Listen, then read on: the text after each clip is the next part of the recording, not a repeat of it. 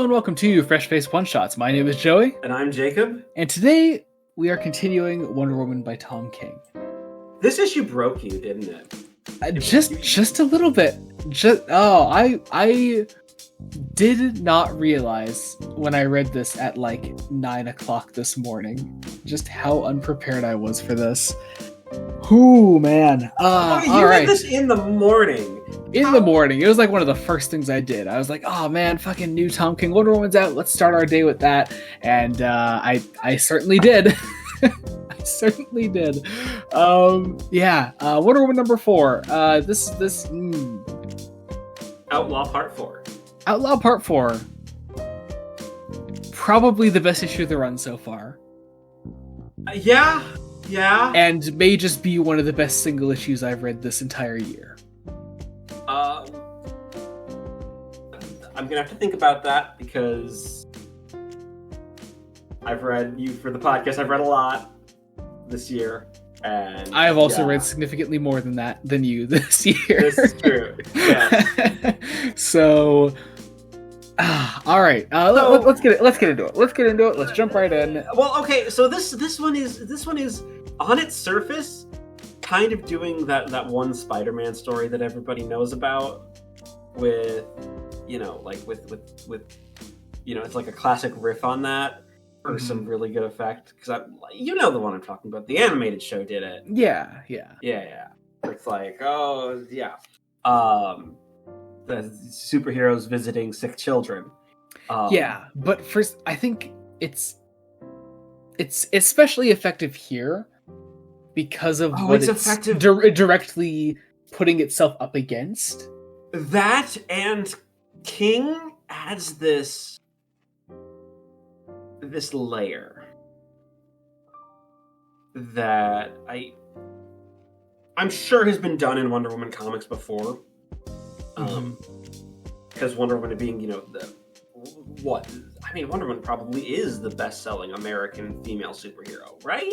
Almost definitely, yeah. She's gotta be, because unless you're including, Harley Quinn in that conversation, maybe.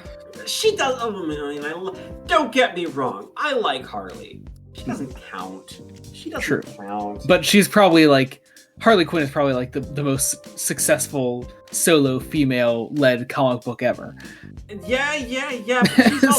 She's also a Bat book, so she has an unfair advantage. That is true. That is true. Back on topic, though. Topic. So issue opens. Media firestorm. And once again, King crushes the not just having newsrooms here for the sake of having newsrooms. It's literally telling the story across these 9 panels. Well, it's telling the story. It's also specifically showing, hey, this is a media firestorm. It feels very much like it's very much the media playing the media in the 24-hour news cycle playing on the emotions and biases of the American public, because we have to follow up what happened last time with that thing that with dark thing that So on that, we go through the process here at these newsrooms of finding out about the news, finding out exactly what happened, finding out about the note, people reading the note, that becoming public knowledge after a supposed public outcry, which I really love the implication of, and right down to the president getting ready to make an official statement on it. And then in the middle of all this, we find out what Wonder Woman is doing on this day, that apparently the president plans to address the nation about what's going on with Wonder Woman. King doesn't sugarcoat it. The idea is that the American public thinks that Wonder Woman is this evil murderer who killed this man, even though it's she didn't. She didn't have anything to do with this man's death. Yeah. Right down to the amount of resentment for Wonder Woman here falls right down to even these two people, this couple that Wonder Woman is talking to in this first scene here, and then my heart breaks when we get the title page, because Wonder Woman is just visiting a sick, dying child who is like the biggest Wonder Woman fan ever. First off, I love the room. I love the room full of Wonder Woman pictures and things like that. I love that one of them is literally the cover to Wonder Woman. Yeah, one of them is the cover. And then there's also a Bruce Timm style Wonder Woman drawing there, which I think is awesome. Oh, I think there's also there are a couple of intentional homages to Perez. There's a lot of just little Easter eggs that I'm guessing Sampere's doing the art here. Yeah, he's fantastic, and I'm sure King is also having fun, like, hey, Dan, can you get as many references in as you can? Because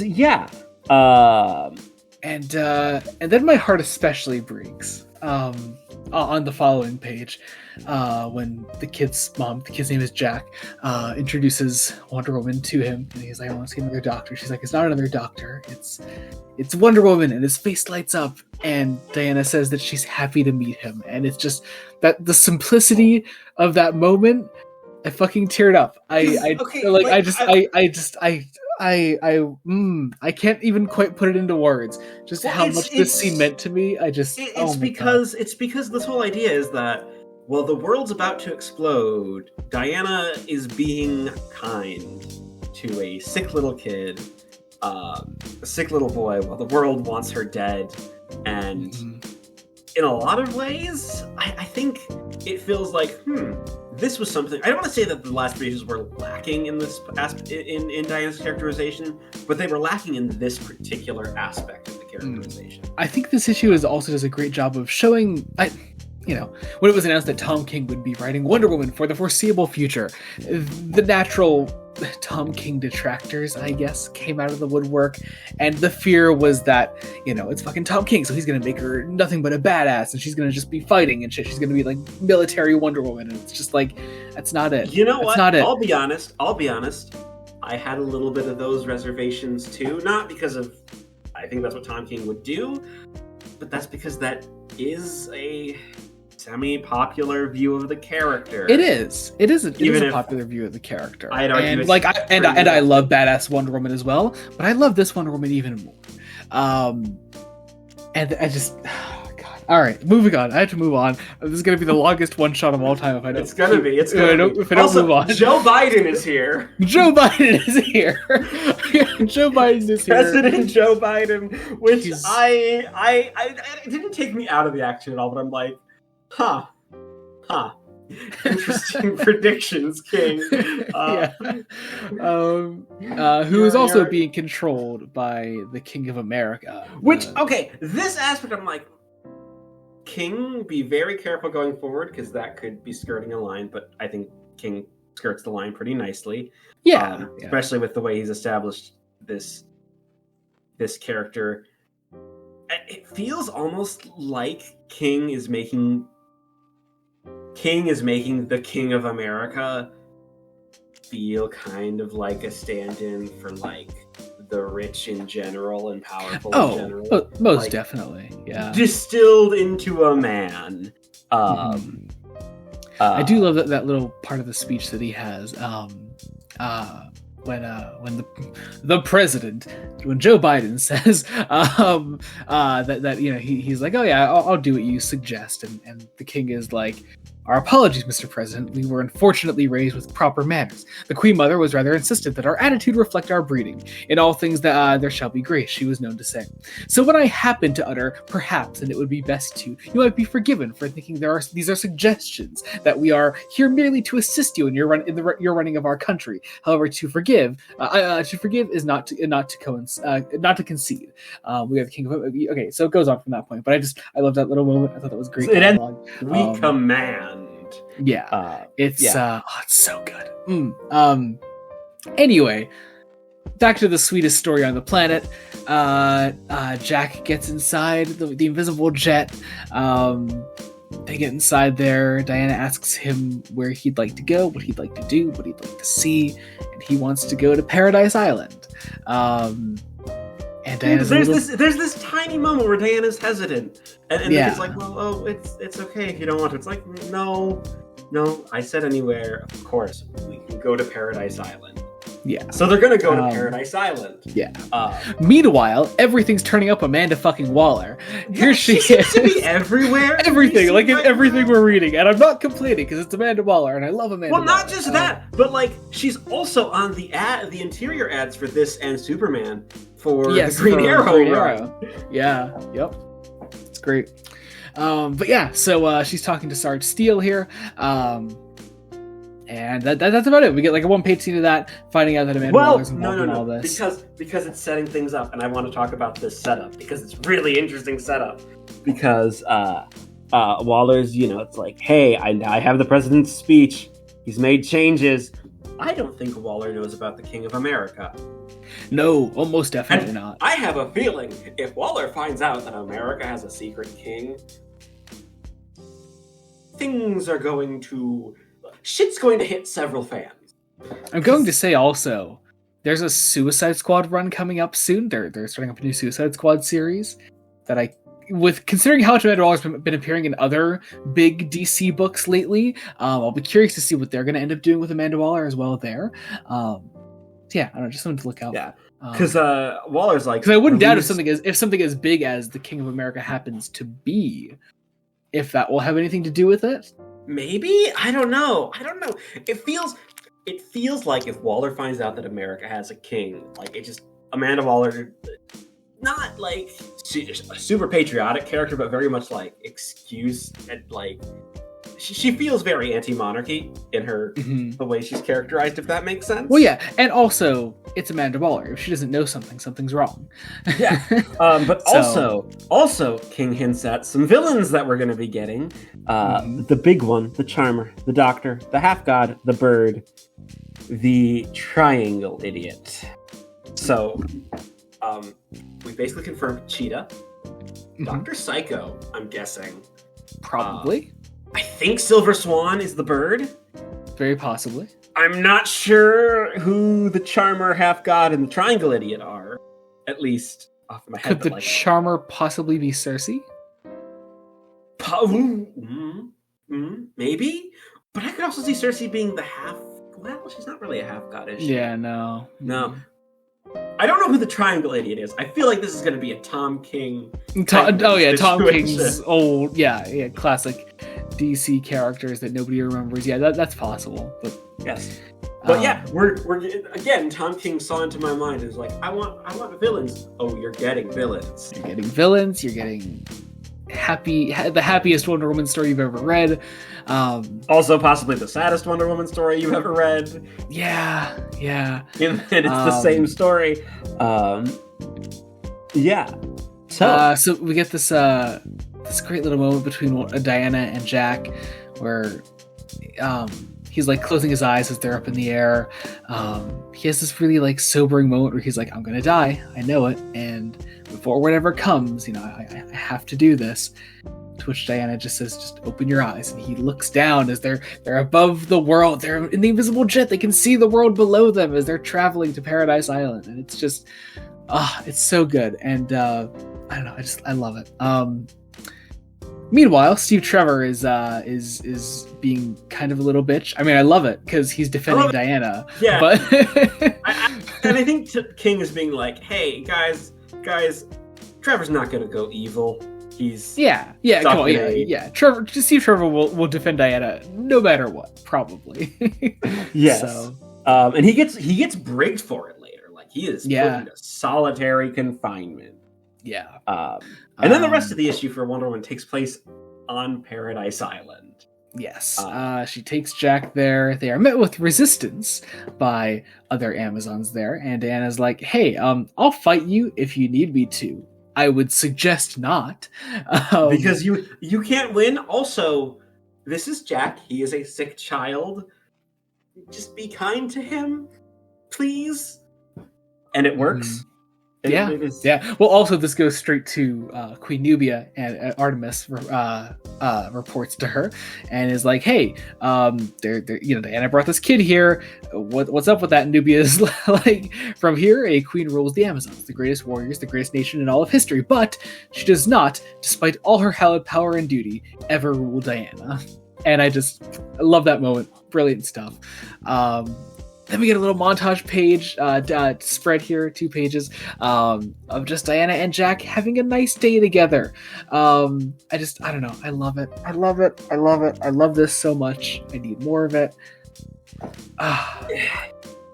All cut with this undercutting, terrifying monologue. Mhm. Because it's like, hey, the world's preparing for this conflict. War is being declared, even if it's going to be like an unofficial war.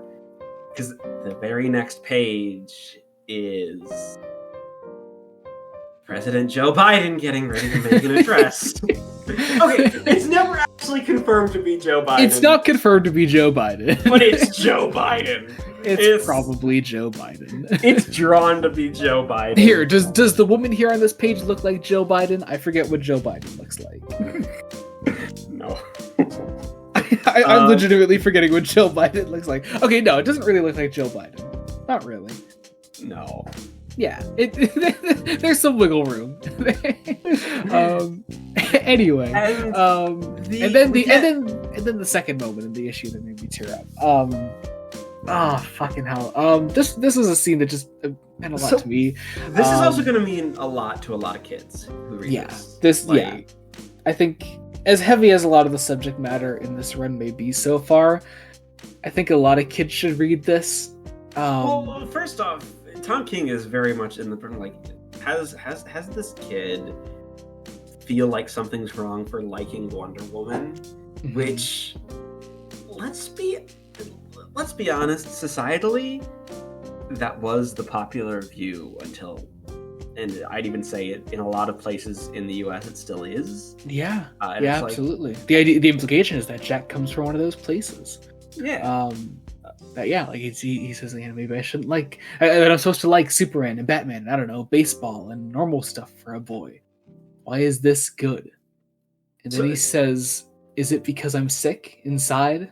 And is that why God made me sick? So, if you can't tell, because King's not being subtle, it's a clear allegory. That's clearly that's the language being used. And I mean, I'd argue Wonder Woman could easily be a queer icon. Yeah. Like, totally. Yeah. But oh man, that line, that scene, and then it continues because as the president addresses the world, Diana has a line back to Jack that is sort of played over that. There's nothing wrong with you, and then it gets to this monologue from Diana over all our characters have been introduced, as well as, well, hi Barbara. I think it's Barbara. Hello, Ms. Minerva. Yes. And it's musing about the finite nature of life, and I mean this in some of the highest ways. It gave me almost Terry Pratchett vibes. Which, if you know me, you know that Terry Pratchett is my favorite author, and him and Neil Gaiman's specific musings on death are some of my favorite pieces of literature. Joey has read exactly one Terry Pratchett book at this point. What? Hey, 1.5. Two. Yeah, come on. Yeah. Yeah, Good Omens also counts, but Good Omens counts. Yeah. Yeah. But yeah. So this monologue is just great. Like, yeah, and it ends in the idea that that she has been through these horrible battles and seen the wonders and horrors of the universe, and at the end of the day, she chooses love, and I love that. And then Jack says to her that she would be a good mother. To which Diana replies, "Oh, Jack, can you imagine me, a mother, in this world? Does any child deserve that fate?" And that is where the issue ends. Well, along another news broadcast of a reporter saying that the president said that Wonder Woman presents a clear and present danger to the United States, which is very interesting. But that is the end of the main story of this. Holy shit. It's a lot. It's a lot.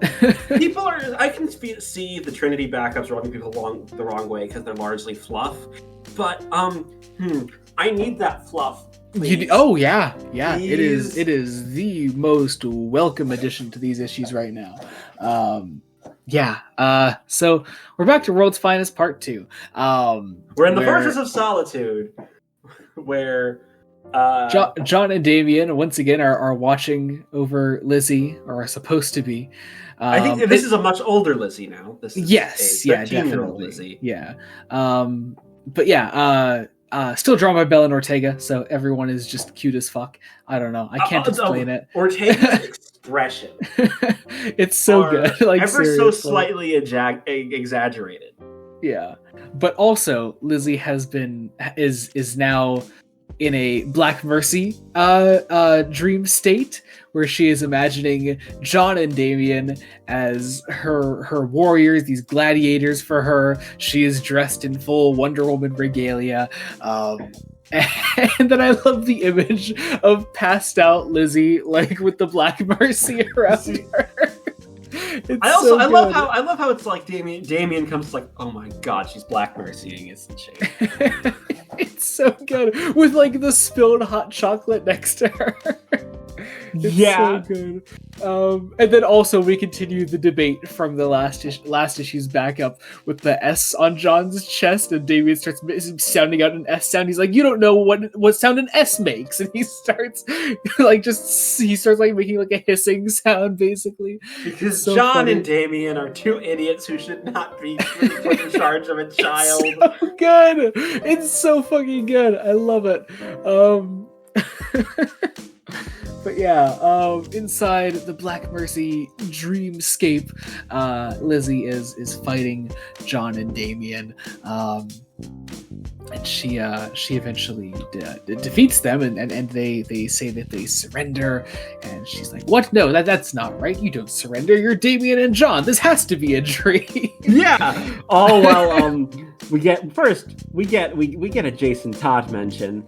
We do, because Jason Todd was in fact a part of the original for the Man Who Has Everything, which I want to read that at some point, Joey. We should do it. We could do it as a one shot. It's well, because they also, I think it's paired with usually they publish it now with Whatever Happened.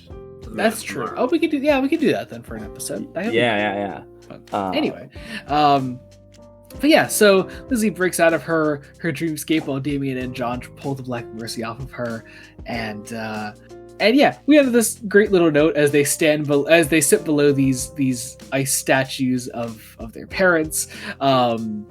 They're like, oh, well, Lizzie was probably just dreaming about peace and compassion and all that absurdity, and she's like, yeah, peace, love, and that pretty much captures it, and that's the end. And it's adorable, and I love it, and I need more of it. It is the perfect like little breather of like, okay, yeah, you read some heavy shit, now have some fluff. Yeah. Whew, man, that issue, wow. That was good. Just a little bit. Little bit. Yeah. Yeah, it was heavy. I thought we couldn't stay heavy after issue 3, but no, we can. And we can. As long and King does it in just the right way. It's so good. It's so good.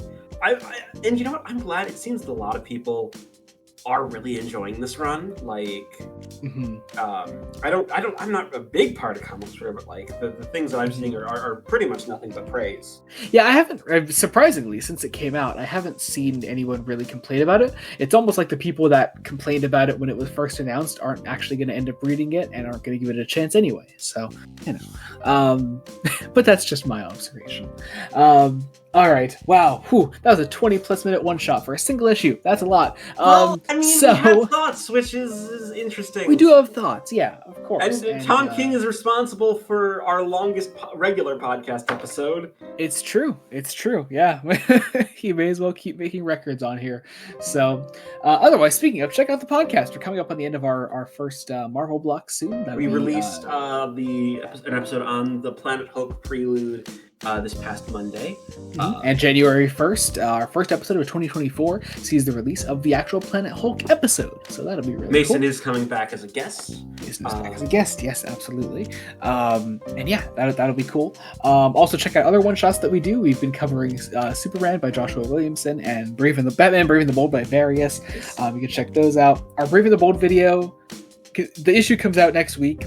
This coming Tuesday, the 26th, but our video on it might be a little late. So yeah, we'll see what happens. We'll make no guarantees, but we will keep everyone updated that watches those as to what's happening. So yeah. Otherwise, thank you all so much for watching. Be sure to join us next time. Until then, this has been Joey Morgan and Jacob Licklider. Goodbye. Bye.